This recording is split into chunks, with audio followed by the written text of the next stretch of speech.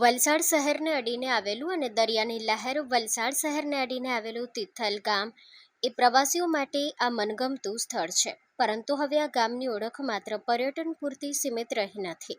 તિથલ હવે ગુજરાતનું પ્રથમ એવું ગામ બન્યું છે જ્યાં પંચાયતનો વહીવટ લોકોના વોટ્સઅપ પર આવી ગયો છે. રાજ્યમાં ઈ-ગવર્નન્સને પ્રોત્સાહન આપવા માટે તિથલ ગ્રામ પંચાયતને નવતર પ્રયોગ હાથ ધર્યો છે. જિલ્લા વિકાસ અધિકારી અતિરાગ ચપલોત દ્વારા આ વોટ્સઅપ ચેટબોટ સેવાનું વિધિવત લોકાર્પણ કરવામાં આવ્યું છે. આ એક એવી સુવિધા છે જેમાં ગ્રામજનોએ સામાન્ય માહિતી કે કામકાજ માટે પંચાયત કચેરીના ધક્કા ખાવા નહીં પડે.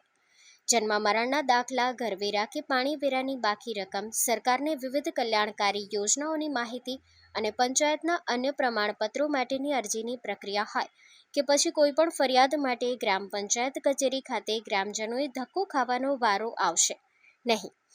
તિથલ ગામના લોકો અને અહીં આવતા લાખો પ્રવાસીઓને ધ્યાને રાખતા આ સેવા ખૂબ જ મહત્વની સાબિત થશે. ખેતીકામ કે મજૂરી કરતા ગ્રામજનોએ હવે પોતાનો કિંમતી સમય બગાડીને કચેરીમાં લાઈનોમાં ઊભા રહેવું પડશે નહીં. ડિજિટલ પારદર્શિતા વધતા વહીવટમાં પણ ઝડપ આવશે. આપણા જાણીએ છીએ બધા હિન્દુ નવવર્ષ આજે શરૂ થાય છે. આના નિમિત્તે જ તિથલ ગ્રામ પંચાયત પોતે એક ઇનિશિયેટિવ લઈને એક વોટ્સએપ ચેટબોટ સેવાની શરૂઆત કરી છે. આ વોટ્સએપ ચેટબોટમાં ગ્રામ પંચાયતને લગતી મહત્તમ જે બાબતો છે, જેમાં વેરા વસૂલાતની બાબત છે કે કોઈને ઘર બેસે વેરા ભરવાનું છે, પંચાયત જવાની જરૂર નથી, સરકારી કઈ યોજનામાં કયા ડોક્યુમેન્ટ રિક્વાયરમેન્ટ છે, કયા ફોર્મ રિક્વાયરમેન્ટ છે એ જાણવાના છે.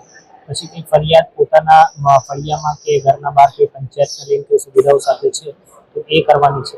આની સાથે સાથે ઘણી બધી આમાં ઉમેરવામાં આવ્યું છે. આનો મુખ્ય હેતુ એ જ છે કે લોકોનું સમય, એફર્ટ જે છે એ બચે અને સમય બચે બધાનું, પંચાયતનું પણ અને લોકોનું પણ.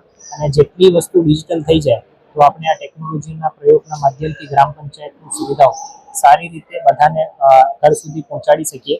અને જે ગામમાં ના રહેતા હોય એવા તિથલ ગ્રામ પંચાયતમાં, કેમ કે ઘણા બધા લોકો મુંબઈ કે બહાર રહે છે, તો અહીંયા વારંવાર કંઈ પૂછા કરવાની કે આવવાની જરૂર નથી. જે જ્યાં હોય ત્યાંથી જે પોતાનો વેરો ભરી શકે, ત્યાંથી જે ગ્રામ પંચાયતમાં કંઈ ફરિયાદ કરવાની છે કરી શકે, ત્યાંથી જ જે સેવાઓ મેળવવાની છે એના વિશે જાણી શકે.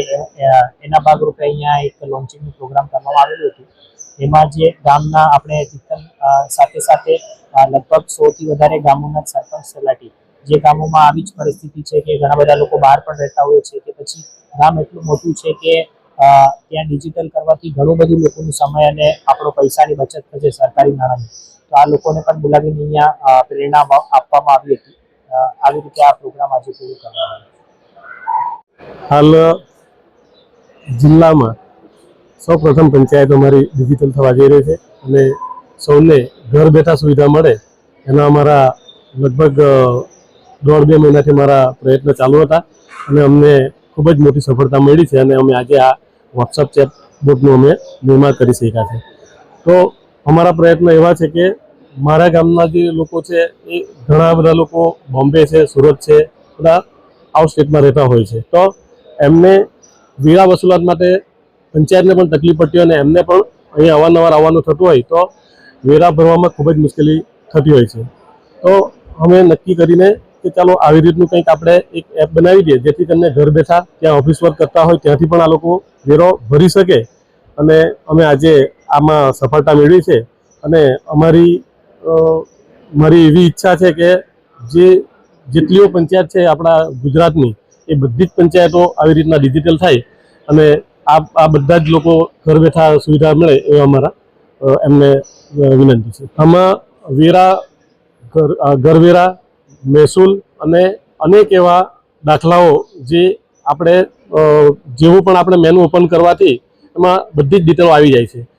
અને આ જે પણ દાખલાનું આપણને ફોર્મ જોઈતું હોય તો એ ફોર્મ પણ આપણે મોબાઈલથી જ આપણે એ કરી શકીએ છીએ, જેથી કરીને આપણને પંચાયત પર કે વારે ઘડી સમય બગાડવાનો નથી રહેતો અને તાત્કાલિક એક જ ફેરામાં આપણે આ કામને પૂરું કરી શકાય છે. જો તમે આ વિડીયો ફેસબુક પર જોઈ રહ્યા છો તો લાઈક અને ફોલો કરો, અને યુટ્યુબ પર જોઈ રહ્યા છો તો અમારી ચેનલને સબસ્ક્રાઇબ કરો. સત્તરે.com, આઝાદી સમાચારોની.